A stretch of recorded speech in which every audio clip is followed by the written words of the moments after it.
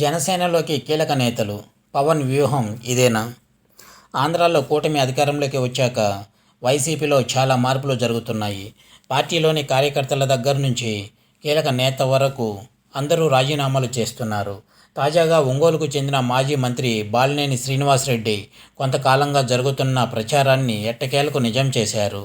ఈరోజు తన రాజీనామా లేఖను పార్టీ అధ్యక్షుడు వైఎస్ జగన్కు పంపారు. పార్టీ అధినేత నిర్ణయాలపై గత కొంతకాలంగా అసంతృప్తితో ఉన్న బాలినేని జనసేనలో చేరబోతున్నట్లు తెలుస్తోంది. గురువారం విజయవాడలో జనసేన అధినేత పవన్ కళ్యాణ్తో భేటీ కాబోతున్నాడని, ఈ భేటీ అనంతరం జనసేనలో ఎప్పుడు చేరబోయేది ప్రకటించినట్లు తెలుస్తోంది. అయితే ఇప్పుడు రాజీనామా చేసిన బాలినేని ఒక్కరే కాదు, అంతకు ముందు వైజాగ్లో జనసేనలో చేరిన వైసీపీ కార్యకర్తలు, ఇంకా పలువురు నేతలు కూడా జనసేనలోకే వెళ్లారు. దీని వెనక రెండు కారణాలు కనిపిస్తున్నాయి. ఒకటి, టీడీపీలో ప్రస్తుతం అన్ని పదవులు అందరూ ఉన్నారు. ఫ్యూచర్లో పదవి వస్తుందని ఆశించి ఇప్పుడు జాయిన్ అయ్యే అవకాశాలు కూడా కనిపించడం లేదు.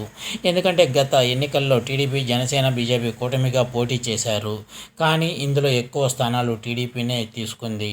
దాంతో ఈ పార్టీలో అన్ని జిల్లాల్లో పదుల్లో కీలక నేతలు పాతుకొని పోయి ఉన్నారు.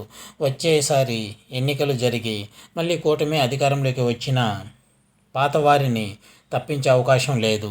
దాంతో ఏదో నామకే వాస్తే పార్టీ మారాము అన్నది తప్పితే టీడీపీలో చేరిన వైసీపీ నేతలకు పెద్ద ఉపయోగం ఉండదు. ఇక జనసేన విషయానికి వస్తే వైసీపీకి రాజీనామా చేసిన నేతలు, కార్యకర్తలను పార్టీ అధినేత పవన్ కళ్యాణ్ తమ పార్టీలోకి ఆనందంగా ఆహ్వానిస్తున్నారు. దీని వెనుక పెద్ద వ్యూహమే ఉందని తెలుస్తుంది.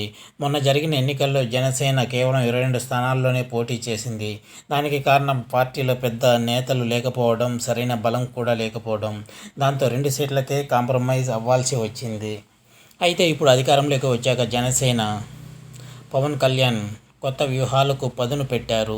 ప్రస్తుతం ఎలాగో డిప్యూటీ సీఎంగా ఉన్నారు. దాంతోపాటు పార్టీ బలాన్ని పెంచుకోవడానికి కూడా అలా ట్రై చేస్తున్నారు. దీంతో వచ్చేసారి ఎన్నికల్లో మరిన్ని సీట్లతో టీడీపీతో సమానంగా లేదా ఇప్పటికంటే కొంచెం ఎక్కువగా పోటీ చేయొచ్చు అన్నది పవన్ ఆలోచనగా తెలుస్తుంది. అందుకే తమ పార్టీకి ఎవరు వస్తామని చెప్పినా వెంటనే ఓకే చెప్పేస్తున్నారని అంటున్నారు.